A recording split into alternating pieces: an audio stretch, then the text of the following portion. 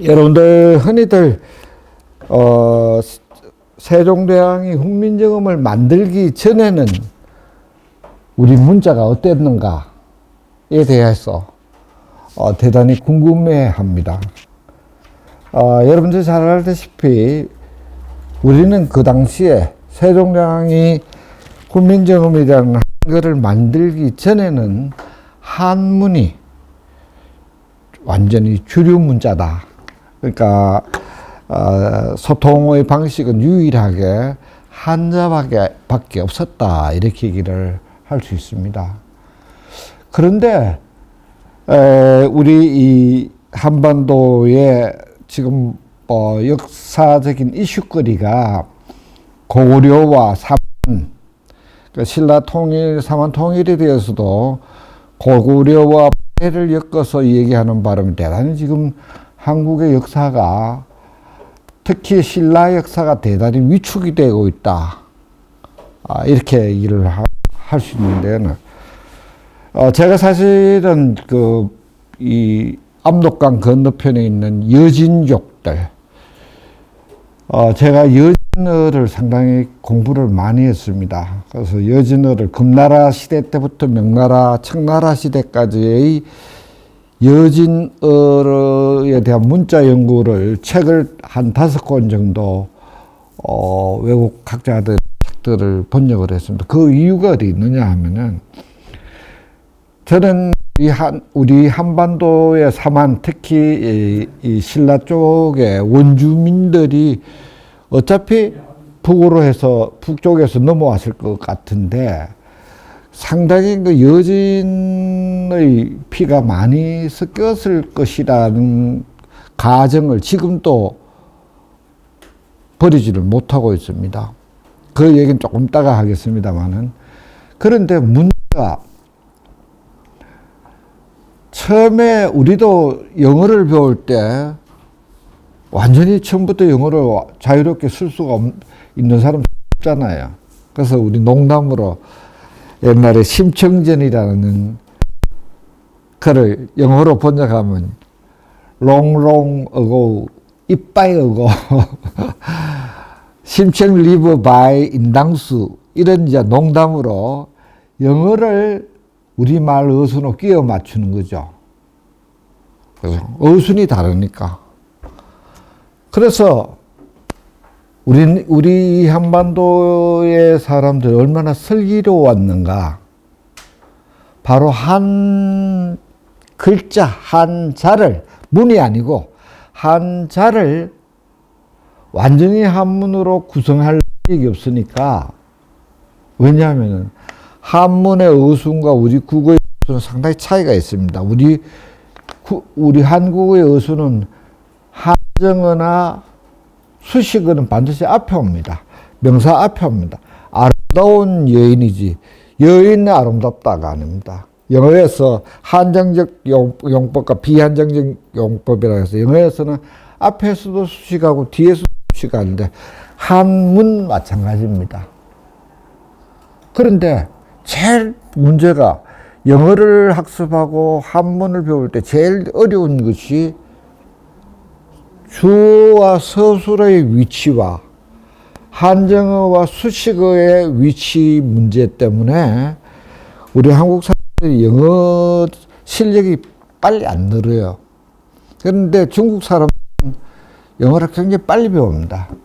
일본 사람하고 한국 사람이 영어 학습 속도가 늦은 이유가, 수식어의 어려가 우리는 전부 다 앞쪽에 몰려 있다. 그리고 좀 어렵게 얘기하면은, 문장에 있어서 제일 중요한 정보는 서술어입니다. 서술어예요. 그러니까 우리 한국에는 서술어가 제일 뒤에 붙습니다.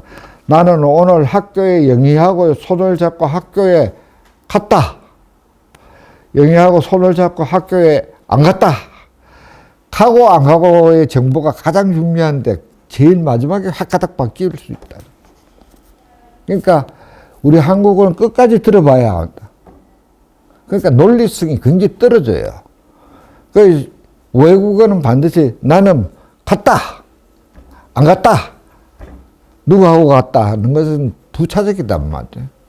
그러니까 서술의 위치와 이 함정의 위치 때문에 한문 습득이 굉장히 난했다. 평생을 공부를 해도 고전을 다 습득할 수가 없을 정도로 한문이라고 하는 것은 그 깊이가 끝도 없는 거죠.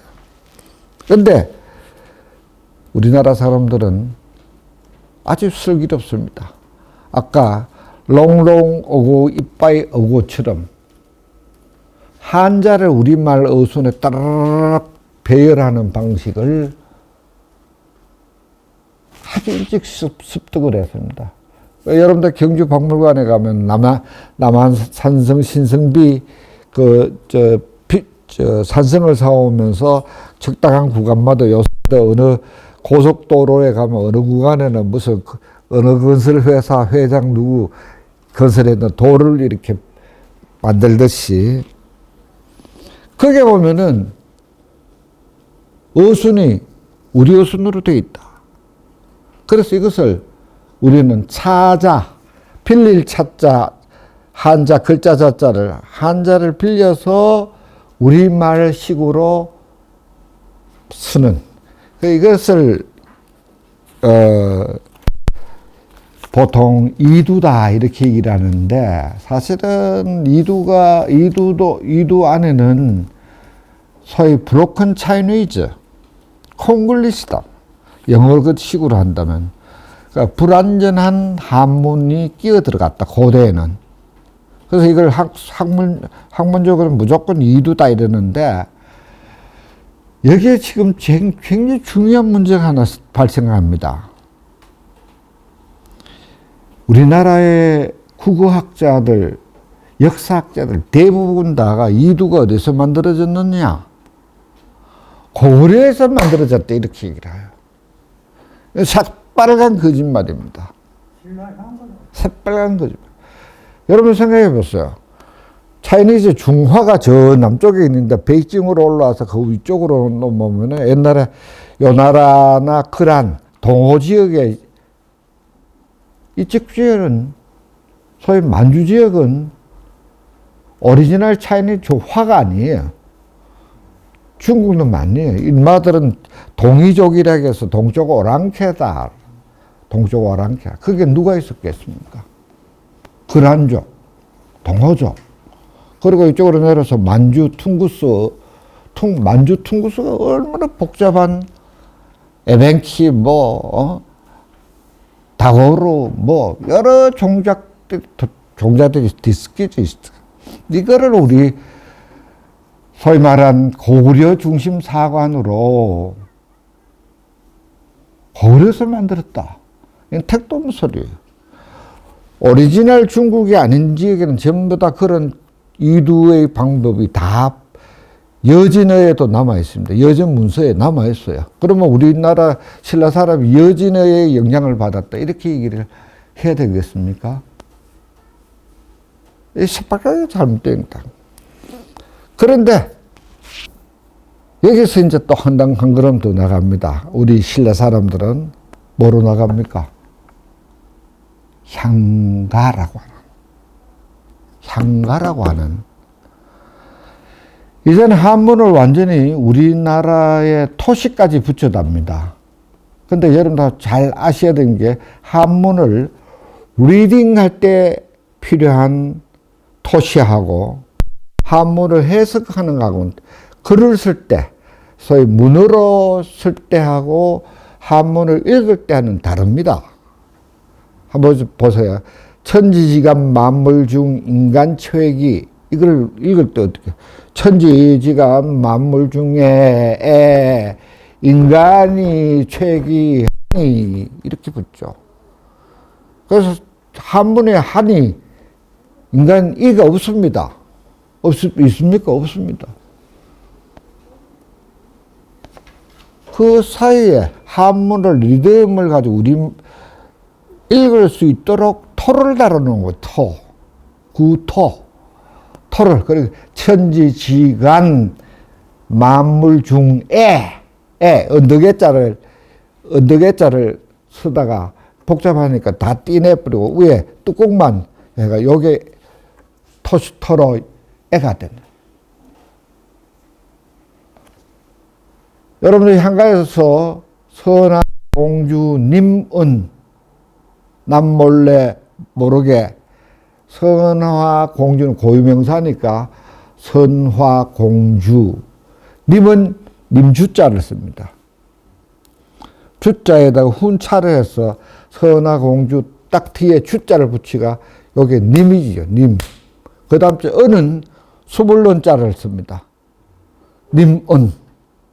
하나는 은은 한자를 음을 빌리고 님은 한자의 훈을 은은 그냥 아무 뜻이 없는. 그렇죠. 빌려온 거죠. 그래서 아까 제가 얘기했는 브로큰 차이니즈에서 이두에서 한 단계 그 발전된 게 뭡니까? 향가를 한문을 빌려서 써서 바로 향찰이다 이렇게 얘기를 하는데 문제가 고구려 좋아하는 사람들이 서여사의 북쪽 민족 주체 사상에 휩쓸린 역사학자들 전부 다 이두 북쪽에서 다 왔다. 신라는 한문 제일 늦게 들어왔다. 3세기 고구려에서 들어와서 4세기 그쳐서 5세기 신라의 한자가 들어왔다. 근데 5세기 전에 훨씬 더 전에 있어요. 이미 저 경남에 가면 명도 중국 돈하고 거기 안에 붓하고 다 먹하고가 발견이 됐는데 그 빛이 그보다 훨씬 더 전에 이미 중국에 소위 이 서사 도구인 붓이 우리나라에서 발견이 됐는데 5세기에 한문이 들어왔다. 이거 완전히 우리나라 학자들이요. 진짜로 나는 참 심각하다. 저는 생각을 한문은 훨씬 더 이전에 들었다. 그래서 그게 우리 말에 적용을 시켜서 우리가 활용하는 단계가 5세기 경에 와서 이제 6세기로 가면서 이제 향가라고 하는 게 만들어졌는데 문제는 백제는 눈 닦고 봐도 향가가 없어요. 고려에도 눈 닦고 봐도 향가가 없습니다. 거의 스트레스 쌓였죠. 특히 백제 사람들이요. 그래서 얼마 전에 축간이라고 하는 게 있습니다. 요새 대나무나 나무에다가 붓으로, 그게 주로, 축간은 주로 그 물건을 탁 송하고 보낼 때 주머니에 아구리를 딱 묶어갖고 거기다가 폐차를 붙입니다. 이거 저 서울의 어느 댁에 우리 집에서 담근 콩, 너말하고, 배추에 보내지 않았겠죠. 아주 귀한, 색깔 담은 거 몇 단지하고 보내준. 그게 폐차, 거기에 달려있는 이 소위 목간이라 나무 목자, 나무에 쓰기도 하지만 중국에서는 주로 대나무가 그 삭 뒷면에 깎으면 글씨가 쓰기 좋으니까 그래서 한번 쓰고 또 칼로가 싹 삐져내고 다시 또 써도 돼요. 나무도 마찬가지. 그 기록에 나오는 그 시를 가지고 이거 향가다. 백제 향가가 발견이 됐다라고 해서 야단을 쳤습니다. 그래서 신라만 문자가 발전이 됐다는 것이 늘 백제 사람들이 배가 아파가 내가 보니까 아니에요. 향가 아니에요. 한문이 한문. 그러니까 여러분들 생각해보면 중국의 한문도 지역에 따라서 차이가 났지만 그대로 올라가면서 굉장히 변화가 생깁니다. 소위 사서들, 옛날 축간에 남아있었던 사서들하고 그 이후에 저기 송대에 와서 신유학계에 와서 추자가 정리했던 것하고 내용들이 글자도 상당히 차이가 많이 나는, 글자 자형도 차이가 나고. 그래서 제가 생각하기로는 우리 한반도에서 중국 한자를 그리고 불편하지만 가장 슬기롭게 잘 활용했던 사람들이 바로 신라 사람들이다, 이렇게 얘기를 할 수 있습니다. 그러나 주로 양반네들은 정통 한문을 배워서 한문을 잘 써야, 진서라고 그러죠. 진서. 정통으로 배워야 되는데, 소위 고려시대 말에도 건벌 같은 사람들 그 재산 문서라든지 분재기라든지 재판 기록문들이 많이 남아 있습니다. 구결 자료, 이두 자료들이. 특히 서리들, 지방 관아의 서리들이 주로 이두를 사용해서, 이두는 한문하고 또 다르다. 그러니까 이두를 쓰니까 굉장히 불편하다. 그러니까 세종대왕 당시에 훈민정음 창제가 되었던 가장 큰 이유는, 저는 그렇게 생각합니다. 너무 지나치게 우리가 민족주의적으로 갈 게 아니고, 양반도 너가 잘났나? 양반도 너가 한번 계속 잘 배워라. 문제는 어디죠? 중서리층이나 하층민들은 그나마 한문도 모르는 게, 이게 까막눈들이 너무 많단 말이죠. 그래서 사실은 훈민정음 창제하는데 송사문서에 소위 피고인들이 억울함을 줄여주기 위한 목표가 세종에게는 굉장히 컸다라고 저는 생각을 합니다. 그리고 그 당시에 시대적 배경을 잘 생각해 보면은, 중화가 중국이 소위 송나라가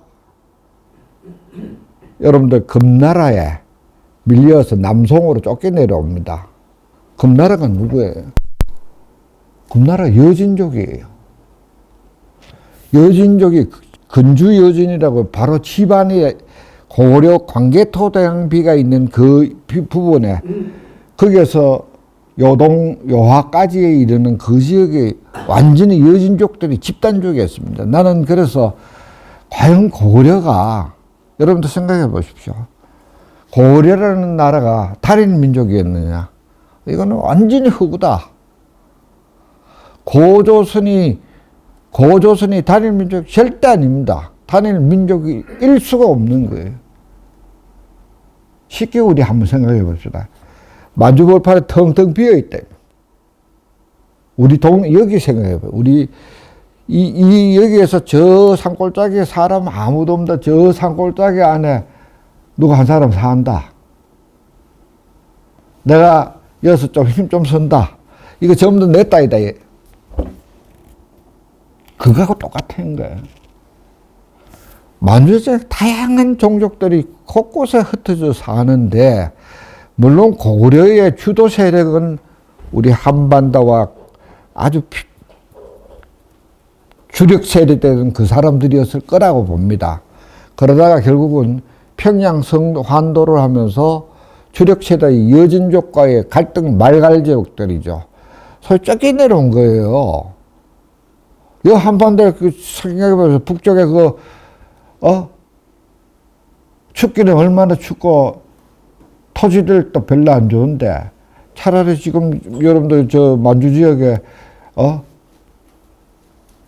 동북 삼성 그 얼마나 넓은 토질 좋고 강물, 물이 흥룡강물 하고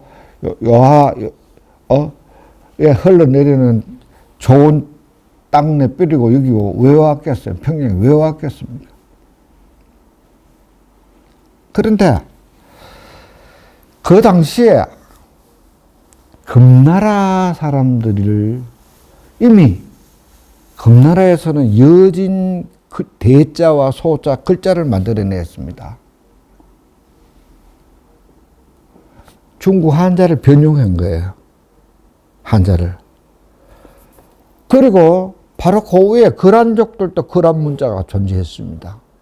그 위에 몽골족, 몽골 소위 끝이 지렁이 끝 내려오듯이 질질하는 몽골 문자가 있었습니다. 나중에 청나라가 그 몽골 문자를 배워서 만주 문자를 만들었습니다만, 만주족의 주력 부대가 여진족, 말갈족들이에요.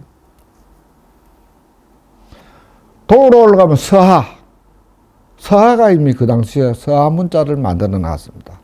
그러니까 잘 생각해보면 송나라가 문치의 나라였어요. 송나라가 굉장한 문을 숭상했던 주작이 팽창해서 신유학이 펼쳐졌던 시대이잖아요.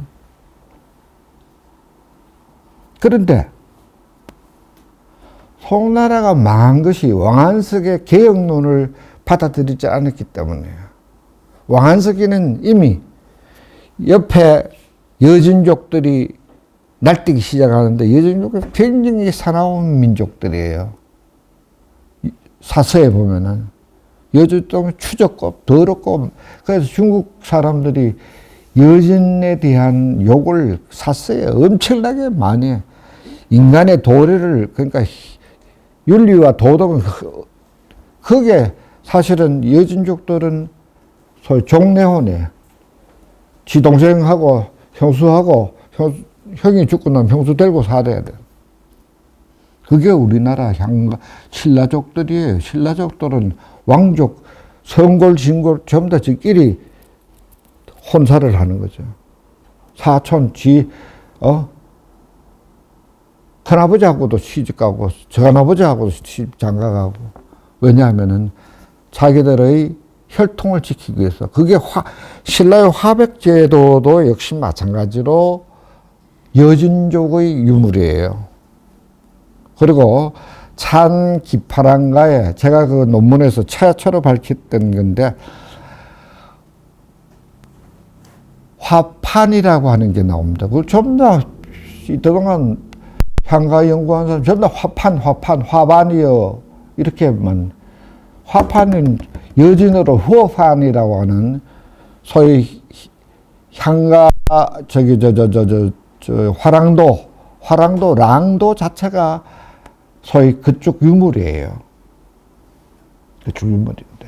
후어판이라고 하는 그 군사 조직의 우두머리를 말합니다. 향도 등의 우두머리를 찬 기파랑가, 기파랑을 찬미한다. 기파랑이라는 낭도를 직지기가 뭐냐? 화판이었다. 그래서 제가 향가 속에 화판이라는 단어가 여진어라고 하는 것을 제가 밝혀냈습니다. 그 이외에도 많이 있어요. 따져보면은 우리 이 이 신라족이 대단히, 여러분 생각해보면 이 좁은 땅덩어리에 신라에 말 타고 다녔잖아요. 김유신이 여기 경산 영남대학교 앞에 거기 그 올라가 보면 동산이 하나 있습니다. 거기서 딱 들어보면 진량 저 압독국 전체가 다 내려다 보입니다. 진짜 유수 깊은 김유신 장군이 여기 와서 압독국을 거기서 화랑을 키웠던 곳인데, 우리의 신라 정신이 그대로 이어져 내려오는. 그래서 이 세종이 글자를 만들 때 이미 우리의 주변 중화의 바깥 나라들이 자기들 문자들을 다 많이 가지고 있다는 것을 세종대왕은 알고 있었던 거죠. 세종대왕. 그래서 세종대왕이 어느 날 갑자기 뭐 하늘에서 뚝 떨어져서 글자를 만든 게 아니고, 알겠습니까? 그런데 여기서 꼭 알아야 될 게 있습니다. 중국의 성운학의 발전이 어디서 됐느냐 하면은 인도에서 올라왔습니다. 인도에서 베다라고 하는 인도의 소위 옛날로는 버머라고 그러죠. 산스크리트의 버머 계열의 어물론적 체계가 소위 회랑, 중국의 저 윈난성 쪽으로 그 회랑 지역, 그 고비 사막을 지나서 횡단해서 중구로 올라가는. 그러니까 중화가 그 남경을 중심으로 해서 저쪽 윈난성 쪽으로 가면 그래서 우리나라에서 한글을 흔히들 범어에서 왔다 뭐 이런 얘기를 하는데 그거 전혀 잘못된 겁니다. 범어하고 우리하고는 전혀 질이 다른데 이제 원리가 중국의 성운학이라고 하는 것이 뭐냐 하면은요, 아주 쉽게 말씀드리면 우리 인간이 폐에 공기를 가득 넣어서 이 공기를 불어내는 주로 소위 안으로 끌어들이는 소리는 잘 안 써요. 외국에서 소위 흡착음이라고 그러는데 우리 가끔 뭐 니 할래 그러면 그래 안 하고 공기를 빨아들이는 게 굉장히 힘이 들어요. 외국에 가끔 그런 발음을 하는 경우가 있는데 우리나라는 대부분 호흡이 공기를 불어내서는 하는데 이 불어내는 공기가 이 목구멍에 소위 피 불 때 뜰판이 여기 있습니다. 뜰판이 성대가 있습니다. 이 공기가 성대를 통과해서 요 입까지 요 아주 짧은 한 18cm 뭐 사람 따라서 길이 차이가 있습니다만 11cm 요런 요만한 악기가 요게 인간이 가지고 있는 하늘에서 주어진 악기입니다. 이 악기가 여러분 생각해 보세요. 이게 우리가 이런 기단한 관이라고 생각해 보세요. 꾸불꾸불하지만 이걸 쭉 펼쳐 놨을 때 이렇게 돼 있을 때 관이라고 했을 때 이 관이 위에 게 내려오지는 않습니다. 반드시 하회 탈의 이 아래 턱이 이 턱하고 여기에 들어있는 게 턱에 달린 게 뭐가 있습니까? 기가 찬 세 치밖에 안 되는 혀가 어디 붙느냐에 따라서 입술과 혀가 소리를 만드는 기구입니다. 그래서 이미 인도의 사람들이 이 소리를 어떻게 분류할 건가? 소위 목구멍 소리를 후음이라고 그럽니다. 조금 올라오면 연구개, 저 위에, 저 뒤에 헐렁헐렁한데 연구개, 좀 더 앞에 오면 울퉁불퉁한 좀 딱딱한 경구개, 딱딱한 구개, 입덮개라 이 말이에요. 후두음, 연구개, 경구개. 그 다음 째 뭐가 있습니까? 덴탈. 이빨이 있습니다. 덴탈. 덴탈 앞으로는 바이레비얼, 레이비얼, 순음. 이게 다섯 군데가 중국의 성운학이나 범어 산스크리트에서 자음을 분류하는 다섯 군데 포인트 오브 아티큘레이션이라고 하는 좋은 위치입니다.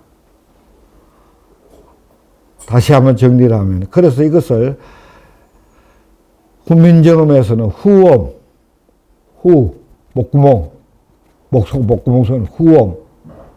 그 다음 째 아설순치후 이렇게 아음은 어금니 소리. 연구개 쪽이야. 여기가 훌렁훌렁한 부분이죠. 아음. 입 빨리는 설은 아까 얘기한 경구개 쪽이죠. 입술 순, 이빨 치, 목구멍 후, 설순치후 다섯 개입니다. 근데 여러분 잘 아셔야 될 게 우리나라 사람들이 여진족하고 똑같이 3을 좋아합니다. 모음에서 천지인이라고 그러는데 사실은 3이나 5는 항상 뭐가 전제되어 있느냐면 중앙이 있다. 그냥 사람이 있다. 오방에서는 중앙이 황제의 황제가 들어서는 자로 중앙에 다니는 노란색이에요. 그걸 빼내버리면은 두 개는 전부 다 이원론으로 되어 있습니다. 천지인 3이지만 가운데 사람 인자로 서가 있죠. 하늘은 점이고 땅은 수평이고 그 서에 서 있는 사람, 이건 중앙이에요. 이건 빼야 된다. 사람이 하늘과 땅의 중심이다. 인간이 존재하지 않으면 하늘과 땅도 존재하지 않는다. 그래서 대단히 천지를 중시하는 이원론적 사고가 우리의 중심이다. 오방론도 마찬가지다는 얘기죠. 그래서 좌음은 아까 아설순치우라고 하는 5가지와 소리의 방법이 또 전청, 차청, 불청, 불탁, 불탁음 이 4가지로 요사이 말하면 자음의 발음 방법, 기억이 있으면 우리 상기억이 있죠. 된소리, 또 터지는 소리, 기억이 있죠. 우리나라는 이런 3개의 조직으로 되어 있습니다. 그러니까 소위 말하는 평음과 유기음과 된소리의 조직으로 되어 있는데, 우리가 아까 영어를 잘 못한다고 그랬는데 그 이유도 또 마찬가지입니다. 중국어나 영어에서는 P와 B가 구분됩니다. T와 D가 구분됩니다. 그렇죠? 다시 말하면 유성음과 무성음이 변별적이다. 디스팅티브하다가 낱말을 구분하는 데 역할을 하죠. 우리는 그게 없어요. 근데 사실 신라 사람은 있어요. 아이고 더워라가 더워라. 서울 사람 더워라 그러죠. 우리는 덮어라 그러죠. 그 세종대왕 당시에 왜 순경은 비읍을 왜 만들었느냐. 영남 사람들은 덮어라 그러는데 서울 사람은 더워라 이러. 비읍이 약화됐다. 비읍이 유성음 비로 바뀌었다가 탈락돼 버린 거죠. 그 중간 과정을 고도한 거죠. 이사라, 이어라. 서울 사람 이어라. 줄을 이어라 그러는데 경상도 사람 이사라. 이사라, 시옷. 그래서 사실은 경상도 사람이 신라 사람들이 굉장히 오래된 원주민이었다. 저는 가야족하고 더불어. 아마 이 한반도에 가장 먼저 들어온 사람 가야 쪽 경남 바닷가에 저기 따뜻한데 따뜻해야지 농사가 잘 될 거 아니에요. 그죠? 그 다음 경주다. 경주는 동해로. 그러니까 우리가 지금 상상하지 못하고 있는 게 동해로에 연결되는 소위 외구가 전부 다 일본 본토 외구가 아니고 저 홋카이도에서 내려온 외구들도 상당히 많았습니다. 왜냐하면은 흑룡강 하류에 가면은 헤엄치고 넘어갈 수 있다. 그러니까 저 고구려 북쪽 아이들이 일본하고 비슷하게 굉장히 많아요. 나나, 미르, 나단, 라키시아본이 나나, 일본에서 나나인데 고구려는 나단이라고 하죠. 나단성, 칠중성을 나단성이라고 합니다. 그래서 일본 사람들이 뭐라고 주장하느냐면은 수사의 일치는 굉장히 중요합니다. 그래서 조선 한반도를 우리는 남쪽에 임나일본 부스를 디딤돌로 해서 고구려까지, 저 만주별파까지 우리 외족들이 다 너를 지배했다. 이렇게 근거를 들고 있습니다. 그건 거짓말이에요. 나는 어떻게 보느냐면은, 가능성이 있다. 고려의 일본어가 유사한 가능성은 흑룡강 하류에서 바로 헤엄치고 넘어가면은 아이누족이죠. 옛날 일본의 원주족인 아이누족들이 바로 넘어가 버리는 고려하고 있습니다. 그러니까 거기서 배 타고 해안선 따라서 자꾸 내려오는 거예요. 내려오는. 이게 외국, 우리 신라 삼국유사나 삼국사학에 보면 고대사에서 진짜 골치 아픈 존재가 이 외구족, 외놈들이에요. 그 외구는 대단히 다양했을 것이다 라고 전제하지 않으면 안 됩니다. 어떤, 그 당시에 일본이 완전히 그냥 통일 전체 국가로서의 이 자리를 잡지 못했기 때문에 주로 솔직히 말해서 조선 후기까지도 걔들은 지방 토족들이 사무라이들끼리 칼싸움하고 살았던 그 로컬 토속들이 그 형성이 됐던 나라이기 때문에 그러니까 어떻든 간에 세종대왕이 우리 한글을 만드는 데는 이러한 여러 가지 역사적 배경을 가지고 있다. 그래서 우리가 사실 뭐 제가 학교에서는 되게 엄숙하게 훈민정음은 민족주의이고 민주주의적이고 세종이 지극히 백성을 사랑하는 애민 정신에 의해서 만들어졌다 이렇게 가르치지만 실질적으로 속사를 들여다보면은 훈민정음이 왜 만들어졌을까라는 그 시대적 전체 흐름을 이해를 할 필요가 있습니다. 그런데 문제는 뭐냐면은 세종은 바로 그러한 원리들을 다 알고 있었다는 얘기예요. 그 당시에 황격경세서라고 하는 대단히 소위 황제가 나라를 치국을 다스리는 기본 서적입니다. 대단히 어렵습니다.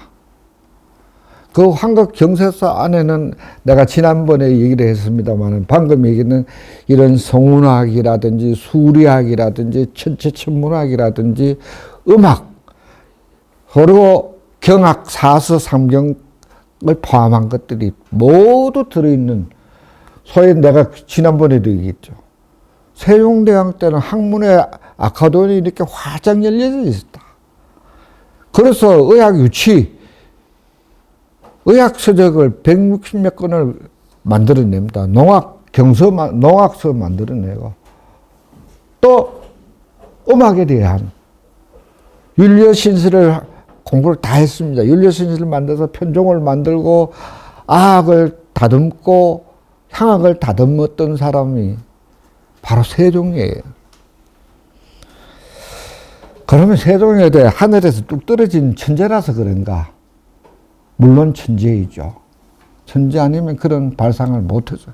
그러나 세종을 천재로 만들도록 주변에 아주 탁월한 학자들이 그리고 세종은 그 시스템을 잘 활용했다는 거죠. 세종이 만드는 게 바로 집현진이라고 하는 신진학자들 그룹을 만들어서 이 사람들에게는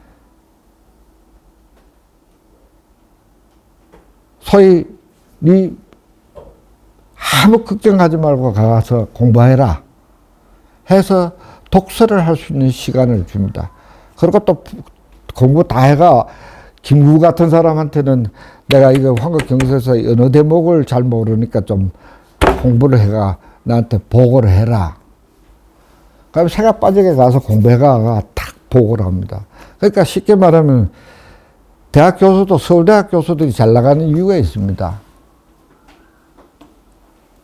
제자들이 머리가 튀어나던. 지도 머리 좋긴 좋은데 제자들한테 딱 미션 줘놓으면 하루 종일 다 들어온단 말이에요. 서울대학 교수들 가만히 앉아있으면 가만히 귀로만 들어도 경북대학 교수보다 마라톤 속도가 빠를 수밖에 없는. 세종이 바로 그러한 탁월한 인재 등용과 학자들을 운용하고 소위 그런 아카데미즘을 세종은 실천했던 사람. 그리고 본인도 당뇨병이 걸려갖고 눈이 안 보이는데 중국의 많은 숨은 운수들, 홍무정운이라고 하는 책을 편찬하기 전에 중국 홍무정운까지 다, 그러니까 명나라에 들어와서 편찬됐던 홍무정운 다 읽었습니다. 자, 여기서 이제 세종이 훈민정음을 만드는 아주 또 더 결정적인 이유가 한 가지가 있습니다. 이 부분은 보통 잘 얘기를 안 하는데, 명나라가 그 직전에 송나라가 망하고 금나라가 망하고 들어선 게 누굽니까? 원나라죠. 원나라 놈들이 그런 말에 장기간 그래서 중국 베이징 소리가 주로 원나라 쪽에 가깝습니다. 그 당시에 징기스칸 계열들이 지배한 원나라 계열의 고금운해라고 하는 원나라의 표준 발음 책이 있습니다. 원나라가 딱 망하고 명나라가 딱 들어서자 어떻게 되겠어요? 새로 한자음을 바꿔야 되겠죠. 표준음을. 명나라의 주력 세대들은 됩니까? 저 남송에 송나라 망하고 쫓겨 내려가 있던 저 밑에 항주나 서주에 가가 숨어 있던 오리지널 중화. 그러니까 강남이죠, 강남. 양저강 남쪽에 있던 게 이게 오리지널 중화입니다. 여러분들이 쫙 올라가서 명나라를 만들었단 말이에요. 그러니까 강남하고 강북 저에 베이징 가까운 쪽, 열하죠. 열하 쪽하고는 소리가 안, 저끼리도 말이 안 통했습니다, 사실은. 그러니까, 소위 말하는 중고화가 통하지를 않았다.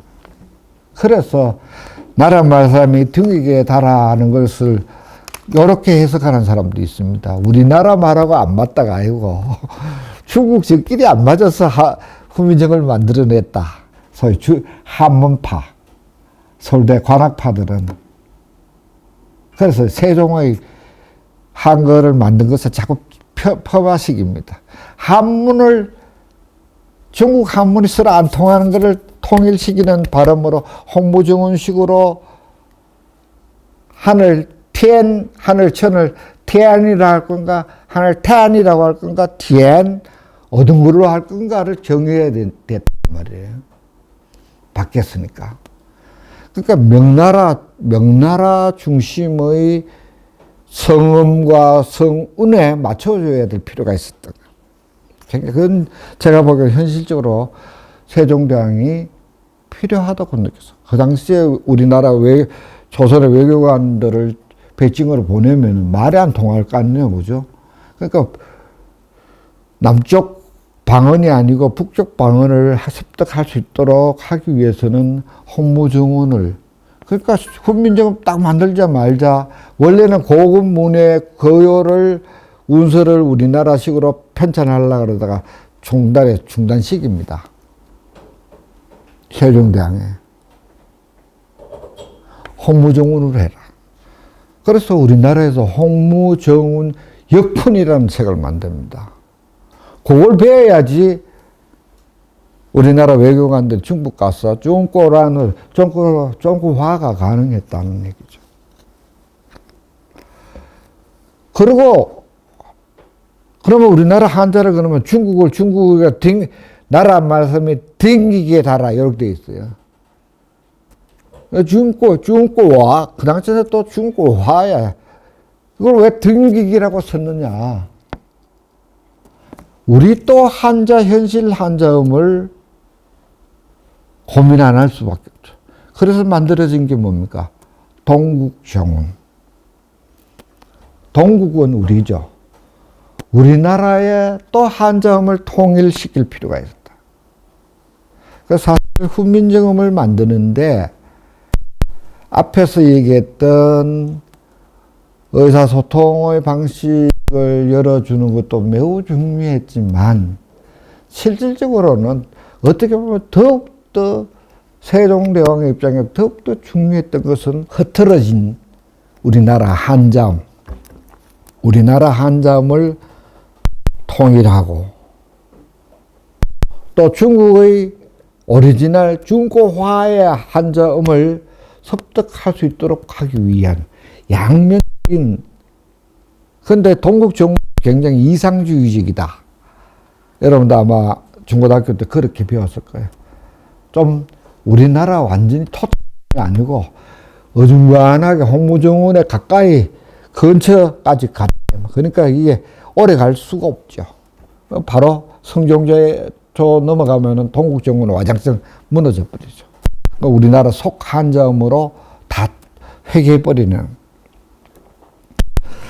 그런 과정에서 우리 그 세종대왕이 한글을 참 기묘하게 만듭니다. 한글을 자음, 모음, 자음은 아까 얘기한 대로 아, 설, 수, 치, 후. 아음은 뭐가 있으면 기억. 아, 설하면 디귿, 수는 미음, 치, 시옷, 지읒, 후, 히읗.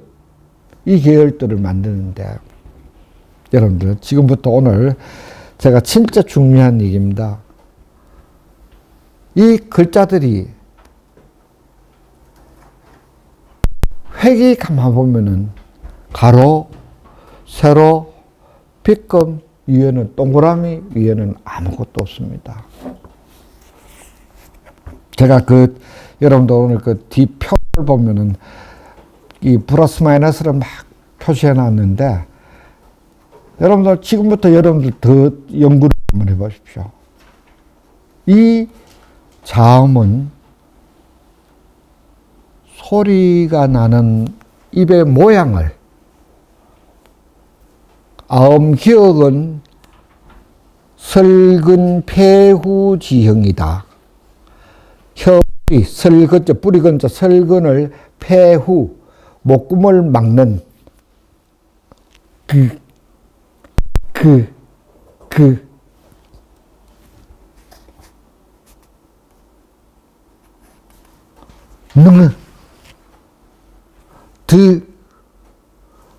전부 다 우리 자음은 소위 소리 나는 음기관의 모양을 따서 만든 글자라는 얘기야. 거기에다가 가획의 방법에 기억에서 짝대기 하나 더 넣으면 크가 되면은 크, 트, 프, 흐. 더버에서 하나 더 붙으면 크, 트, 프. 유기음이 되죠. 그를 하나 더 두 개 붙이면 끄, 뜨, 뿌. 가획과 중첩에 따라서 자음을 아주 신묘하게 만들었습니다. 모음 마찬가지야. 모음은 삼지이다 이렇게 얘기하는데 현지인에 따라서 보십시오. 어제 그 유행가 가사에 남이 넘이 되죠. 점 하나가 여기 있다가 여기 붙으면 넘이 남이 되고, 오가 위에 있다가 밑에 내려보면 우가 되죠. 딱 한 바퀴 돌아봅니다. 오, 아, 우, 여요, 야유. 아주 과학적으로 되어 있어요. 아주 과학적으로. 물론 이제 이중모음인 워 같은 것은 우 플러스 어가 되면 또 복잡해지긴 합니다만은, 어떻든 간에 글자가 중첩되는 게 하나도 없고, 우리 글자는 모음과 자음, 이름, 일자, 한 개의 음이 한 개의 글자밖에 대응 안 됩니다. 여러분들 지난 시간에도 얘기를 했습니다만, 영어에서는 A가 애플 할 때는 에 발음 나가고, I 할 때는 A가 EI 발음이 나죠. 그죠? A. 그래서 한 글자 스펠링 하나가 무려 I 같은 경우는 무려 18가지 소위 베리에이션이 생긴다. 근데 우리나라는 눈 닦아봐도 비읍은 비읍이지, 비읍이 크가 되든지 뭐 트가 되는 일이 철저 없습니다. 아는 영어에 아직 아가 뭐가 붙어가 아가 어가 되든지 오가 되는 수가 없습니다. 아가 어가 되면 뜻이 달라져 버려요. 그런데 이제 문제가 세종이 실수를 한 게 한가 있습니다. 저는 모아쓰기를 한 게 세종의 큰 실수였다라고 봅니다. 영어 알파벳 쓰듯이 기역, 갑할 때 기역, 플러스 비읍, 이래 안 쓰고, 초, 중, 종을 모았을 수밖에 없었던 거는 한자와 같이 섞어 써야 되니까. 하늘을 천을 할 때 천 해놔놓고 을 하면 동그라미 니을 이러면 이상하게 돼. 천 다음에 을 딱 동그라미를 위에 쓰고 니을 하면 딱 네모 빠딱하게 둘이 딱 짝이 맞죠. 그래서 중국 글자와 마찬가지 방괴형이라 그러는데 또 네모 빠딱하게 만드는 이렇게 하다 보니까 우리 글자가 과학적이라 그러지만 때에 따라서 대단히 비과학적입니다. 솔직하게 말씀드려서. 왜 비과학적? 영어는 알파벳을 넉자만 활짝 갖다 꼽아 놓으면 수반가가 아마 유럽 영어가 구텐베르그가 금속 활자 만드는 기술력이 우리보다 늦지만 우리보다 더 발전할 수밖에 없었던 게 플러스가 있기 때문에. 문제는 이 모아쓰기를 통해서 우리 문자가 몇 가지, 모음이 한 29가지, 자음이 48가지를 만들 수 있습니다. 우리가 통용되는 거 빼고. 그러면 이걸 컴포지션하면 어떻게 돼? 48 팩토리얼 곱하기 28 팩토리얼 그다음 첨부적인 숫자입니다. 소위 한문이, 한자가, 글자가 수만자가 되죠. 그거하고 다를 바가 하나도 없습니다. 그러니까 옛날에 활판, 경북인쇄소에 가면 활판공들이요. 활자를 수백, 그러니까 정확하게 통용되는 것은 우리가 이제 컴퓨터상에서 통용할 수 있는 그 11,172자를 정해놨습니다. 이것은 국제음성부호에 소위 이 컴퓨터 자판기에다가 등록되어 있는 게 그겁니다. 사실 그것만 하면 어지간한 다 쓸 수 있는데 이론적으로 우리 자모를 들이 섞어서 글자 다 만들면 약 70만 개 이상을 만들어야 된다는 얘기. 얼마나 불편합니까? 과학적이다. 과학적이다는 대단히 한정해서 얘기하는 거예요. 우선 그 제한적인 것만 하더라도 영어나 일본어나 한자에 비해서 우리 한글이 소위 앱이나 또는 컴퓨터 자판기로서의 입력 속도는 전 세계에서 1위다. 단연 1위입니다. 제가 국원장 시절에 과연 계속 뭐 한글이 과학적이다 말만 할 게 아니고 실질적으로 얼마나 과학적인지 한번 해보자. LG 부사장하고 만나서 이걸 실질적으로 한번 과학적으로 입증을 해보자. 그래서 서울의 모 대학에 용역을 줬어요. 주어진 시간 안에 쳐있는 입력 속도를 평균치를 내보니까 단연 대한민국 1등입니다. 오늘날 우리 대한민국이 디지털의 그 앞장선도하는 가장 큰 이유 중에 하나가 지식 정보 데이터 축적 능력이 1등이라는 얘기예요. 근데 사실 이 얘기만 해서 우리가 자만할 수는 없습니다. 우리나라가 지금 가지고 있는 것 중에서 소위 신지식 언어를 만들어 생산해내는 능력은 빵점이에요.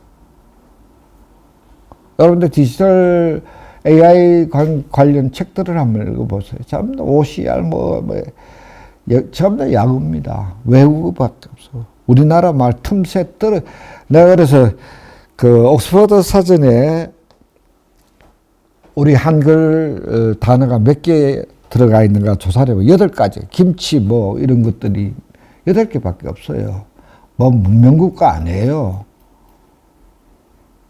일본하고 비교해보면 일본은 굉장히 많아요. 일본은 수심자 나또까지 옥스퍼드 사전에 다 들어있어요. 우리의 이 글자의 이 과학성이라고 하는 것은 인터넷에서의 문자 정보 양이 세계의 우위라고 하지만 실질적으로 우리가 노력해야 될 부분들이 더 많다.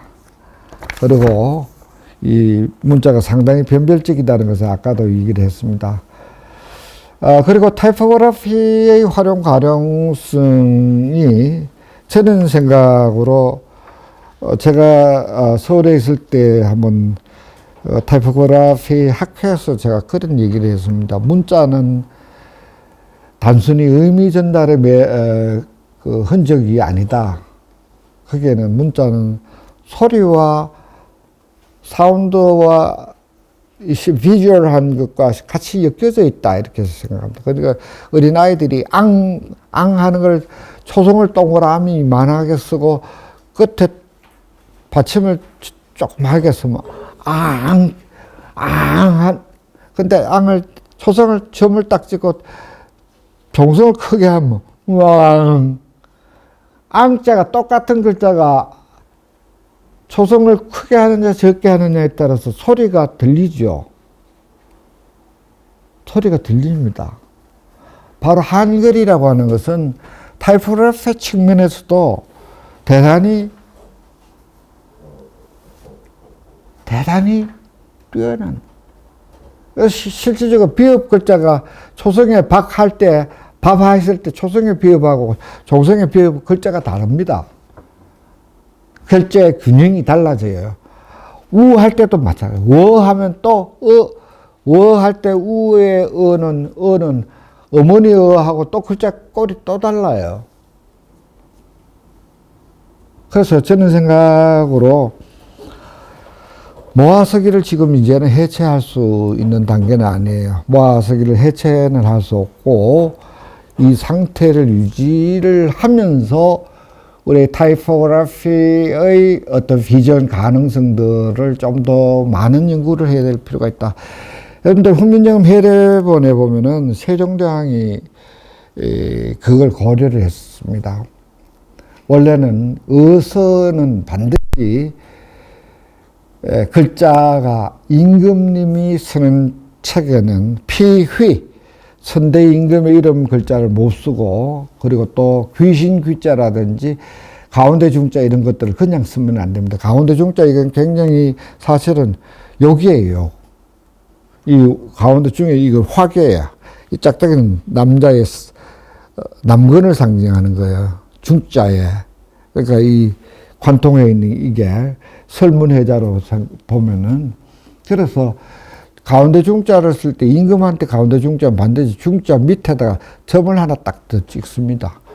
귀신 귀자에 귀자를 안 쓸 수 없는 상황이면 귀신 귀자에 획을 하나 띄내 봅니다. 감획을 하든지 획을 하나 더 붙이든지 이게 바로 타이포그래피입니다. 여러분 훈민정음 해례본을 보면은 위자가 거듭 사용될 때 위자는 위에 위자하고 밑에 위자가 글자가 꼴이 다릅니다. 잘 한번 보세요. 그래서 그 당시 집현전 학사들이 만든 훈민정음 해례본이라는 것은 소위 고도의 비주얼한 글자의 타이포그래피까지도 고민을 했던 흔적들이 남아있다. 그래서 현대의 타이포그래피의 발상을 저는 바로 이 훈민정음 해례본을 기준으로 해서 이론적 뼈대를 세울 필요가 있다 생각. 한글의 타이포그래피에 대해서. 그래서 제가 사실 그 국원장으로 있었을 때 그 타이포그래피 파들에게 우리 자모를 20자 전부 다 한 사람이 한 작품씩 좀 만들어 보자. 그리고 거기에다가 시인들에게 기억을 소재로 한 시를 집어넣자. 외국에 가면 미국 알파벳을 보면 여러분들 영어에서 S는 전부 다 얍삽한 것밖에 스네이크 뭐 섹스 시큐리티 S는 전부 다 좀 뜰뜰한 그런 것들이 많아요. K는 도전이에요. K1, K2 해서 K 글자. 에이스 근데 A는 전부 다 에이스 좀 높은 거 좋은 거예요. F는 for 떨어진다. 별로 안 좋은 의미겠어요. 영어 알파벳 20글자에 대한 스토리텔링이 다 들어있습니다. 그래서 미국에 가면은 글자를 일루미네이트라고 해서 여러분들 크리스마스 때면 이 촛불, 전기불을 막 이쁘게 조명을 달죠.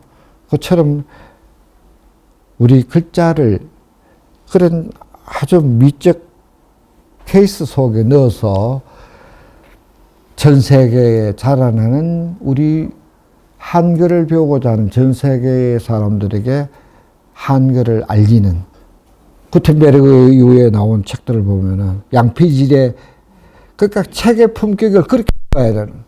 우리나라의 글자도 타이포그래피가 그냥 타이포그래피가 아니고 우리 한글 위대하고 좋다고만 얘기할 게 아니고 글자 속에서 소리가 나오도록 소리가 들리도록 글자 속에서 아름다운 그림이 보여지도록 만드는 이게 한글 과학하고 한글을 발전시키는 동력이 되지 않겠는가.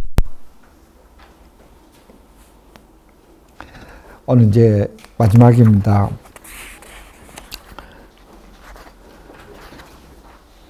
자소인식의 알고리즘 라벨과 딥러닝이라고 하는 좀 어려운 얘기인데요.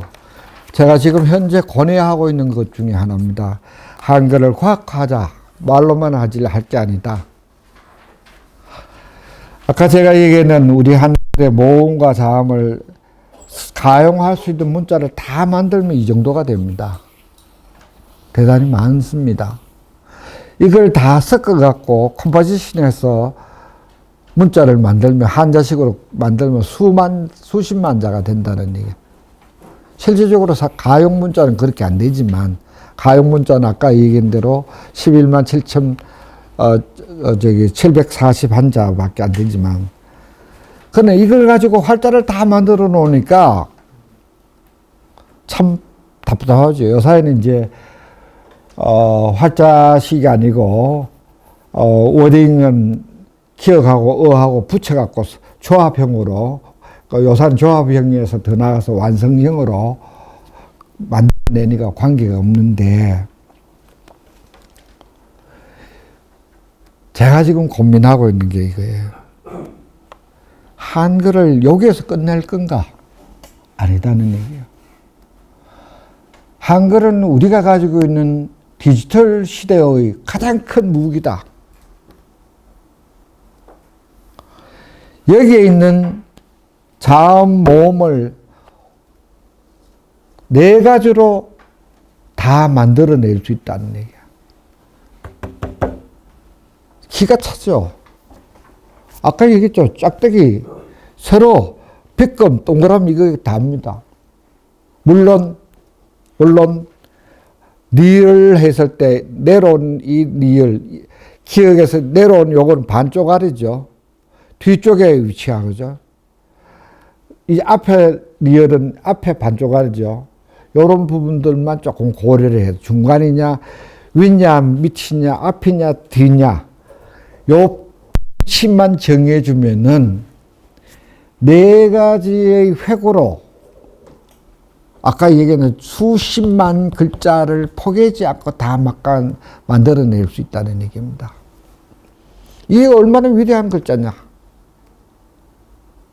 그래서 이제는 이걸 알고리즘이라고 그럽니다. 요새는 자연어 처리라고 해서 컴퓨터에서는 우리 한글과 영어를 넣어서 영어를 읽어내는 게 아닙니다. 컴퓨터가 무슨 재주가 있다고 영어 읽겠습니까? 영어를 읽을 수 있는 알고리즘을 집어넣어야 돼요. 그거를 요새는 수리로, 벡터로, 0, 1, 0, 1로, 0, 1, 0, 1로 연결해서 문장, 아까 뭐 음장 얘기하셨는데 음장도 그게 다 들어갑니다. 그런 음장이 길고 짧고가 아니다. 뭐냐면 대체 문자죠, 대체. 그래서 전 세계에서 알파벳 중에서 대한민국의 코리안 레타를 뛰어넘을 수 있는 알파벳은 세상에 존재하지 않는다. 네 가지 가지고 다, 여러분 한번 밤새도록 머리 한번 굴려보세요. 겹쳐지는 게 있는가? 한 예를 들어서 봅시다. 바다 할 때 바만 생각해 봅시다. 바가 세로, 가로, 세로, 가로, 세로, 가로입니다. 다시 말하면 세로를 1이라고 가로를 0이라 했을 때 1, 0, 1, 0, 1. 요것과 지금 내가 벡터로 전환한 숫자하고 겹쳐지는 다른 글자는 절대 없습니다. 있으면 찾아내요. 있습니까? 위대한 놀라운 얘기예요.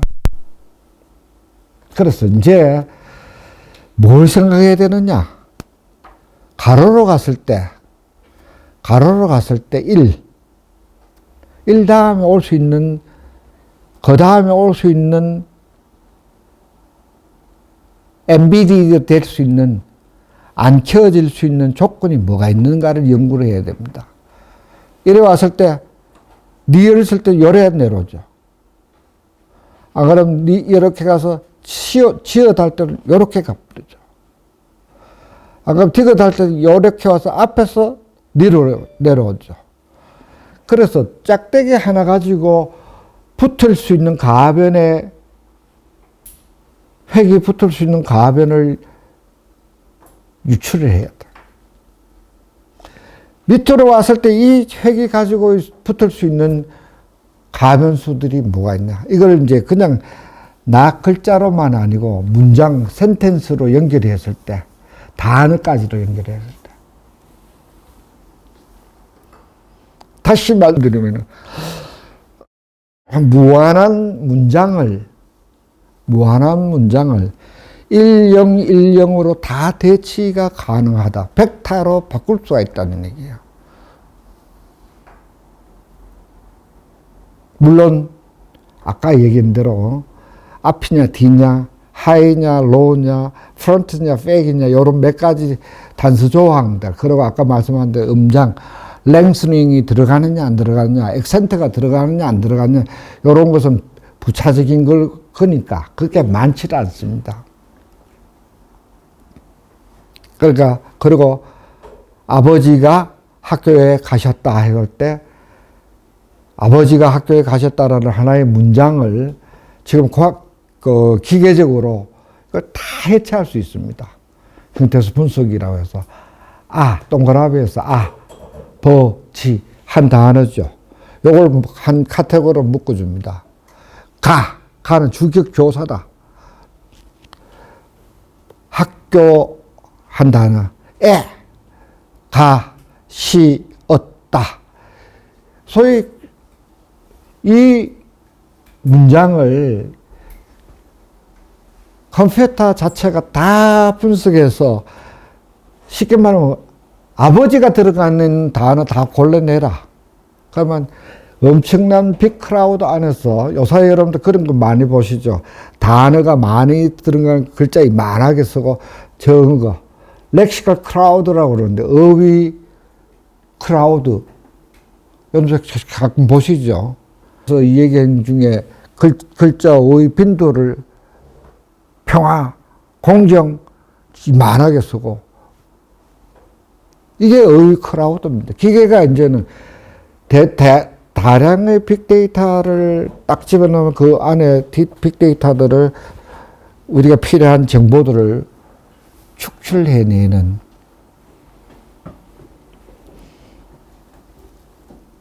참 대단한 시대를 우리는 지금 건너고 있어요. 진짜 저는 생각으로 우리 앞 세대들이 도저히 상상할 수 없는 지식, 정보, 처리의 기술 능력을 그 첨단에 뛰고 있는 사람들이, 엘리트들이 얼마나 많은가. 바로 한글이 이러한 인공지능의 문자로 활용이 될 때 요사이 GPT-3라고 하는 자연언어 처리 미국에서 개발한 게 있습니다. 여러분들 이제 결론적으로 말씀드리면은 AI라고 하는 것은 세 가지의 인식입니다. 하나는 텍스트입니다. 텍스트. 이거. 문서에 대한 문서를 아까 얘기했죠. 문서를 어떻게 이해하느냐. 컴퓨터 자체가 대용량을 로 데이터를 집에 채워넣으면 안에 지가 다 알아서 교통정리 쫙 다 할 수 있는 필요한 정보 딱 붙이면 나온다. 텍스트 인식 능력이죠.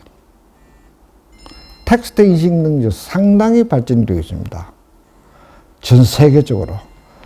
원래는 미국에서 출발했던 것이지만 한국에서도 미국에 별로 뒤지지 않습니다. 그 다음 왜 그러냐면 우리 세대들이 미국 유학을 되게 많이 갔습니다. 그 당시에 컴퓨터공학과, 경북대학교 컴퓨터공학과 나온 애들 거의 다 미국 유학 갔다 와서 다시 되돌아왔다. 우리나라가 특히 대구 경북대학이 컴퓨터공학이 굉장히 앞서 있 지금 우리나라의 삼성의 이사급들 거의 경북대 출신이 굉장히 많습니다. 그러니까 이 텍스트에 대한 해독, 판독 능력, 그 다음 점 뭡니까? 소리입니다. 사운드예요. 지금 놀라운 시대예요. 사운드가 어느 정도냐. 여러분들 네이버 크로와 노트에 녹음 딱 하면 지금 내 강의하는 거 전부 다 텍스트로 전부 다 바로 다 전환됩니다. 이거 지금 녹음하고 있죠. 사운드와 텍스트가 왔다 갔다 합니다. 근데 사운드는 굉장히 한계가 있어요. 사운드는 텍스트는 기억, 니은, 모음, 자음으로 소위 세그멘테이션이 가능한데, 분절이 가능한데 소리는 그게 안 돼요. 그 다음 제가 이미지입니다. 지금 이것도 텍스트인 동시에 이미지죠. 그림. 그 이미지를 더 나가서는 IoT라고 실물 인식. 개그림 수만 장 빅데이터를 집어넣어가 컴퓨터 레인지로 딱 보이면 이게 개인지 dog인지 cat인지 구분하도록 해주는. 그래서 여러분도 요새 IoT로 아주 활용 좋은 거는 꽃 이름, 나무 이름 모르면 네이버 갖고 딱 비치면 이게 백과사전 데이터들이 쫙 올라옵니다.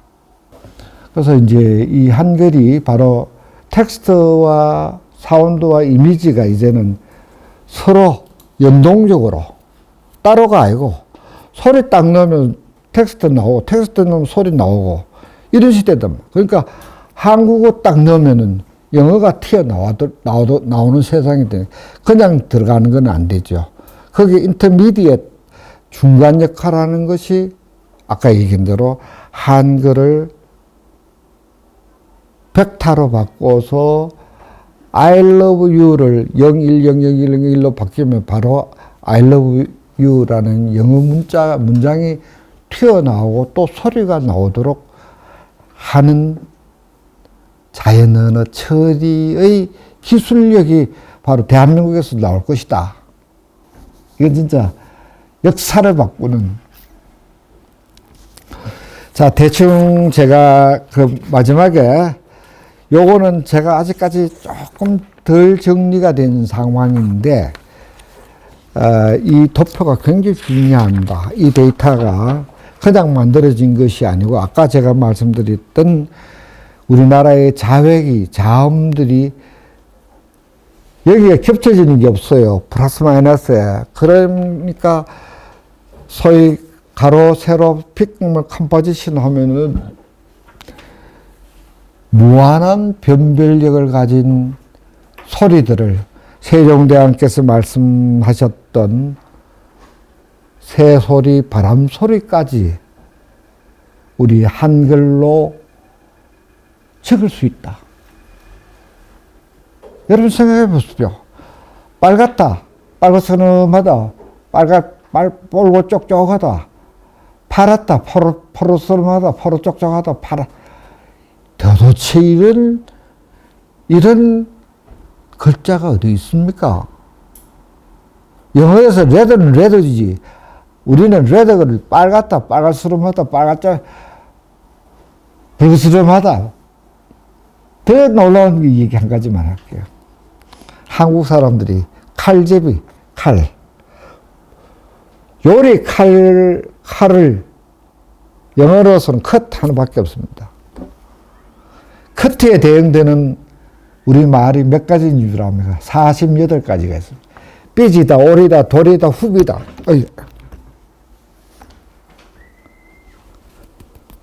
점이다. 컷 이외에는 없습니다. 우리 한국어가 이렇게 미세한 감정을 가지고 있는 단어들을 문자로 전환할 수 있는 세계 유일한. 그래서 이제는 이 한글이 국어학자들, 국어 공부나가는 머리 나쁜 아들만 해서 안 될 거예요. 저는 이제 한글을 가장 머리가 좋은 컴퓨터하고 창의적인 아이들 손에 쥐켜줘서 이 한글을 과학적인 한글의 과학을 이용해서 우리나라의 산업, 예술, 문화 발전에 밑거름을 만들어요. 여러분 끝으로 한 가지만 더 말씀드리면 서울대 국문과 출신 2명, 대학원 나온 2명이 여러분들 이거 하이트 맥주 따르는 소리, 빵 하는 소리 있죠. 그 소리 하이트 타는 광고에는 빵 하는 그 소리가 13억짜리입니다. 13억짜리. 음성의 합성 기술에 의해서 서울대 국문과 나온 애들이에요. 둘이서 음성 사운드 컴퍼니를 하나 열었어. 그 걔들이 지금 또 뭐 하고 있느냐 하면은 독거촌 노인들의 비상벨, 잘 못 걷고 이런 사람들이 그 벨을 눌리면 바로 동사무소에 사회봉사원들에게 바로 커넥션이 될 수 있도록. 그래서 바로 이제는 소리, 문자, 그림, 이런 것들이 우리의 삶 속 깊이, AI 기술이 이미 우리에게는 여러분 텔레비에 시리, 이거 모니터 대신 시리야 채널 28번 틀어줘. 그러면 나는 우리 집에 그걸 놓습니다. 이게 이제는 AI 시대입니다.